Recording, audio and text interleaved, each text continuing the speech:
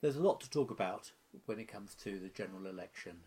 The Conservatives have won their first serious majority for a great length of time, and the policies that they'll be adopting and just having a parliament with a strong majority will be an interesting development. There's a lot of talk about the effect on the Labour Party. Have they lost their base? What does it all mean? And what's the implications it's going to have for Brexit? There's all that kind of stuff. But I've been reflecting on the character of the Prime Minister. One way of looking at a general election is it's somewhat similar to hiring a member of staff. You look at the candidates and try and weigh up what the strengths, weaknesses, opportunities and threats of the various people you have to vote for, both locally and in terms of the National Party leadership. And I often think of it in those terms when I'm voting, and I often find it quite difficult. For instance, Ed Miliband had a lot of good qualities, but some things that bothered me. Theresa May, I liked a lot of what she said, but again, there were some things about her which put me off. I was sort of a bit ambiguous, and I'm like that at most general elections. I generally find the candidates, they're humans like the rest of us, and they have good points and bad points. And like interviewing candidates for a job, it's very hard to work out on the basis of a small amount of information you get in an interview or in a party political campaign just how well that person will behave in the role. And you want to get the right person. You don't want to hire someone who's going to be a liability. You don't want to vote for somebody who's going to bring some baggage that could adversely affect the country as a whole and potentially your own life. So I very rarely am I voting with a sort of feeling that I've definitely got it right. There's usually an element of doubt and circumspection, but I do my best, and usually I'm reasonably happy I've made the right decision. There is, however, one exception to this. There is one candidate who basically at no point have I ever thought he was remotely suitable for the role he was seeking. And the reason for that is he fits into a category of person I've had a lot to do with over the years, and of whom I regard as completely unacceptable. These are people I call bluffers.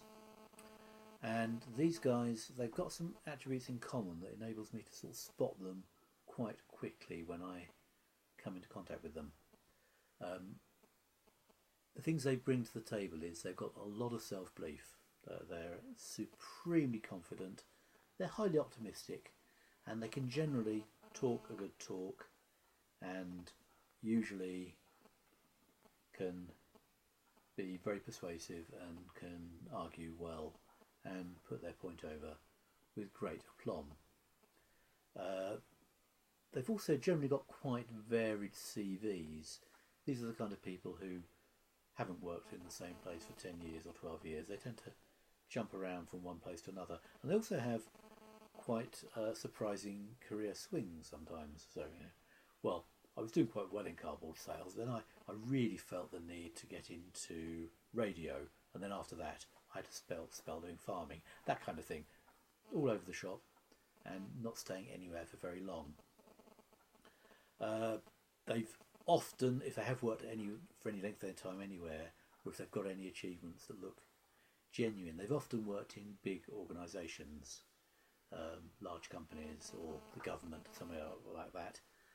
The kind of environment where it is not important to have personal accountability for your results, the kind of place where you can wing it for quite a while without actually having to come up with the goods. And the other thing they very often have is posh voices. Not always. There are non-posh bluffers, but posh bluffers, I don't think it's that posh people are any more inclined to be bluffers. It's just, I think a posh voice is a great attribute if you want to be a bluffer. What they don't bring is empathy. These people don't understand other people's problems. They're not good at listening. They're not good at understanding the difficulties other people experience going through life. They've often not got much in the way of friends and relationships with people. They're not the kind of people who sort of have a sort of coterie of friends and supporters around them.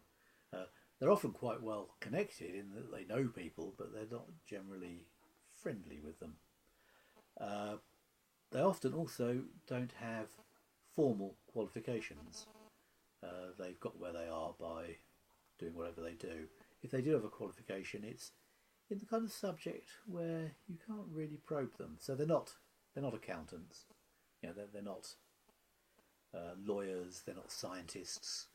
They're not people with any kind of sort of thing that you can actually pin them down on. They do stuff like sort of art, fine art, or some other woolly subject where you don't need to actually do much in the way of hard work. And the other things they can't do is analysis or strategy. They don't come in and say, we need to do this. They can't quantify what they've got in mind. They're generally a bit all over the place. And they generally lack focus. What they are good at, though, is starting projects. That's what bluffers do. They come up with a grandiose scheme and they use their persuasive skills to win over people to join in this scheme. Somebody else has to do the analysis, the research, the planning, the implementation, and not infrequently clearing up the mess afterwards. The reason I feel so bitter about these kind of people is I've run into them so often, and I've so often ended up being the person who's had to clear up the mess behind them. They are basically a menace to all around them. These are people who you don't want in your life, you don't want in your company, and you sure as heck don't want to elect them as Prime Minister, which is what I believe we've just gone and bleeding well done.